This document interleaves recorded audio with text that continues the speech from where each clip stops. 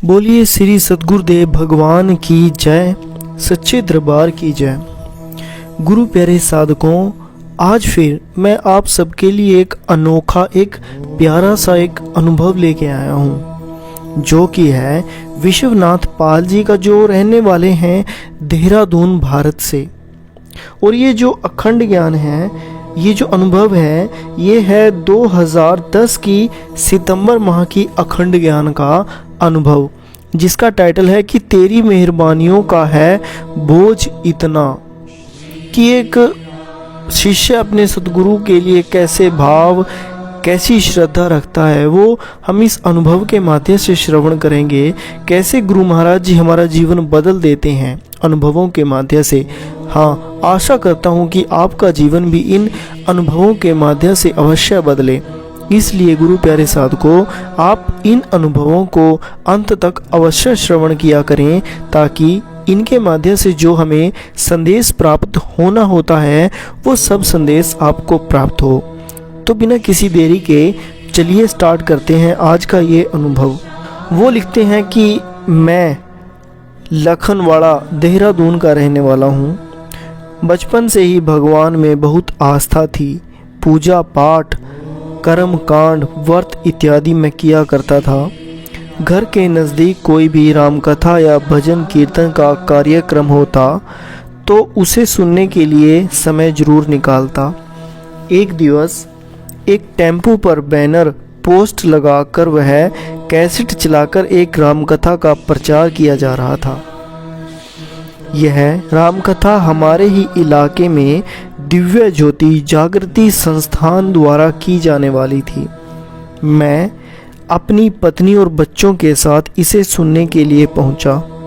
आज तक मैंने बहुत बार रामकथा सुनी थी, पर यहाँ जिस तरीके से रामकथा सुनाई जा रही थी वह बिल्कुल विलक्षण था। यह सिर्फ श्री राम कथा का जीवन गाथा नहीं सुना रहे थे, बल्कि उनकी हर लीला में छिपी प्रेरणा को आगे रख रहे थे। मुझे कथा बहुत सुंदर लगी, इसलिए मैंने 7 दिवस पूरे ध्यान से कथा को अच्छी तरह श्रवण किया। 7वें दिवस तक मुझे अच्छी तरह समझ आ चुका था कि श्री राम की केवल कथा सुनने, पढ़ने, कहने से पूरा लाभ नहीं होने वाला है। जरूरत है श्री राम को जानने की, उनका दर्शन करने की, प्रभु का साक्षात्कार अपने हृदय मंदिर में करने की। और यही आशा लिए मैंने अपना नाम ज्ञान दीक्षा के लिए लिखवा दिया। 21 फरवरी 2005 को मुझे दीक्षा के लिए बुलाया गया। मैं सुबह जल्दी से उठा, नहा धोकर मैंने वैसे ही पूजा पाठ किया जैसे मैं रोज करता था। फिर हाथ जोड़कर सभी भगवानों की मूर्ति के आगे कहा, आज मैं गुरु बनाने जा रहा हूँ, उनसे ज्ञान की दीक्षा लेने जा रहा हूँ। पर मैं इस ज्ञान मार्ग पर तभी चलूँगा जब दीक्षा के समय मुझे आप सभी का दर्शन अपने हृदय में हो जाएगा, नहीं तो मैं उन्हें गुरु नहीं मानने वाला। और यदि दर्शन हो गया तो मैं अपना तन मन धन सब उन्हें समर्पित कर दूंगा। ज्ञान दीक्षा के दौरान जैसे ही स्वामी जी ने मेरे सर पर हाथ रखा, मुझे बहुत तेज प्रकाश दिखाई दिया। फिर इस प्रकाश में सबसे पहले गुरुदेव श्री आशुतोष महाराज जी के दर्शन हुए। उनके बाद भगवान शिव के, फिर विष्णु के। विष्णु जी तो मुझे बोले कि तू अलग अलग रूपों में क्यों फंसा है? परमात्मा का तो एक ही रूप है, वह रूप जिसका आज तूने दर्शन किया है, प्रकाश स्वरूप। अब तो मेरे पैरों तले धरती पर अब तो मेरे पैर धरती पर नहीं थे। मन इतना खुश था कि एक भिखारी का करोड़ों की लॉटरी लगने पर भी उतना नहीं खुश हुआ होगा। मैंने रोज 3 घंटे की साधना शुरू कर दी। खूब आनंद आता। कई बार तो साक्षात गुरु महाराज जी कमरे में प्रकट तक हुए दिखाई देते मुझे। सारा घर खुशबू से भर जाता। देखते ही देखते सावन का महीना आ गया। मेरा 7 सालों से नियम था कि सावन की पूर्णमासी पर नीलकंठ जाकर भगवान शिव को जल चढ़ाता था मैं।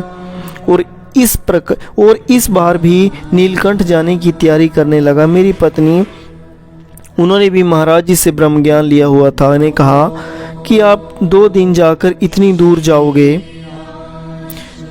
और समय और पैसा दोनों ही लगेंगे, थकावट होगी सो अलग। यह सब कर्मकांड, तीर्थ यात्रा तो ज्ञान से पहले की चीज़ें थी।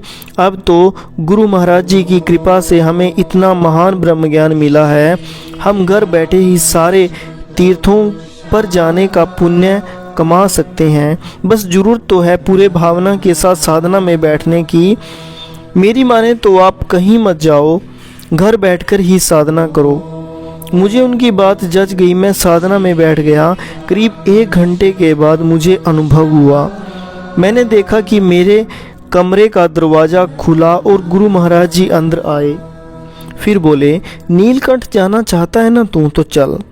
गुरु महाराज जी आगे आगे और मैं पीछे पीछे। सबसे पहले गुरु महाराज जी वैष्णो देवी के मंदिर में गए। वहाँ गुफा के अंदर मैंने साक्षात माँ शेरावाली को शेर पर बैठे देखा।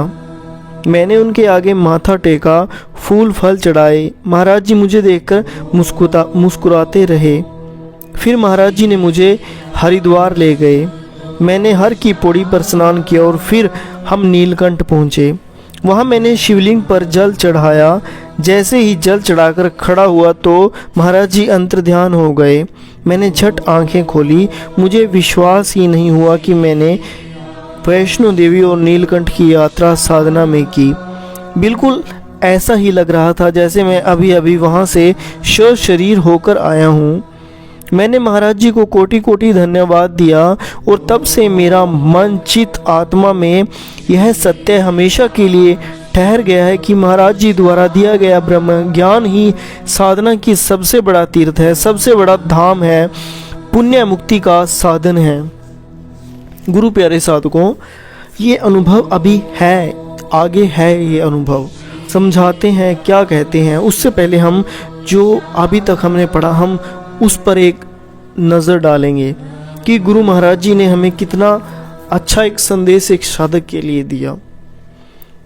हमें तीर्थों में जाना चाहिए, ये हमारे ध्येय का केंद्र है, ये हमारे पूज्य स्थल हैं। पर जब एक व्यक्ति एक गुरु धारण कर लेता है, जब उसे पूर्ण गुरु की प्राप्ति हो जाती है, तो सब कुछ उसे घट के भीतर ही प्राप्त हो जाता है।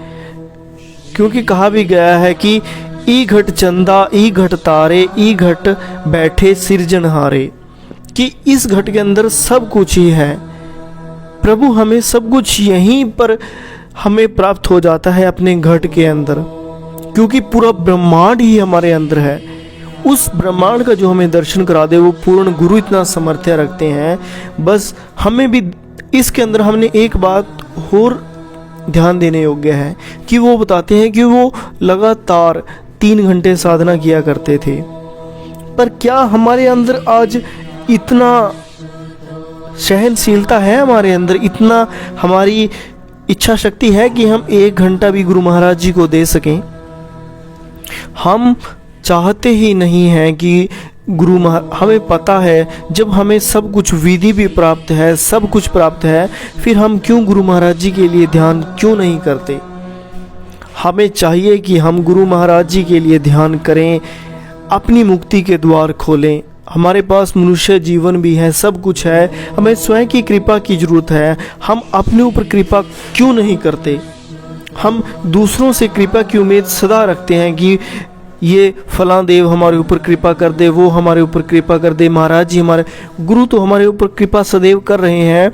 बस हमें अपनी कृपा की ज़रूरत है। कहा भी गया है कि इंसान को 4 कृपाएं मिल जाती है तो उसका जीवन सफल हो जाता है। वो 4 कृपाएं क्या हैं? सबसे पहली मनुष्य जीवन, दूसरी जो उसकी कृपा होती है वो है सद्ग्रंथ मिलना, उसे उस सच्चे ज्ञान का बोध हो जाना भी, मुझे वो ज्ञान क्या चीज़ है, वो कैसा होता है वो ज्ञान। तीसरी चीज़ हमें पूर्ण गुरु मिल जाना, उन ग्रंथों के हिसाब से हमने पढ़ लिया कि कैसा गुरु चाहिए, फिर हमने गुरु को भी धारण कर लिया। और लास्ट कृपा कौन सी होती है? वो हमारी स्वयं की कृपा होती है कि हमें इस भक्ति पथ पर आगे कैसे बढ़ना है। जब तक हम खुद कृपा, हमें मनुष्य तन भी मिल गया, हमें ग्रंथों के द्वारा गुरु का भी पता लग गया, हमें गुरु भी मिल गया, पर जब तक हम स्वयं अपनी कृपा हमारे ऊपर नहीं होगी, हम ध्यान साधना नहीं करेंगे, तो ये तीनों कृपाएं व्यर्थ हैं। हमें स्वयं के ऊपर कृपा जरूर करनी चाहिए, तभी हमारा ये जीवन सफल है। इस अनुभव को मैं आपको कल कंप्लीट सुनाऊंगा। तो आज इसी आशा के साथ कि आप नित्य ध्यान करेंगे, गुरु महाराज जी की आज्ञाओं में चलेंगे और गुरु महाराज जी सदा ऐसे ही जुड़े रहेंगे, मैं आज के इस अनुभव को यहीं समाप्त करता हूँ, और इसी आशा के साथ कि गुरु महाराज जी सदा आप पर अपनी कृपा बनाए रखें, सदा आपको अपने प्रेम से सराबोर रखें। तो बोलिए श्री सद्गुरुदेव भगवान की जय, सच्चे दरबार की जय।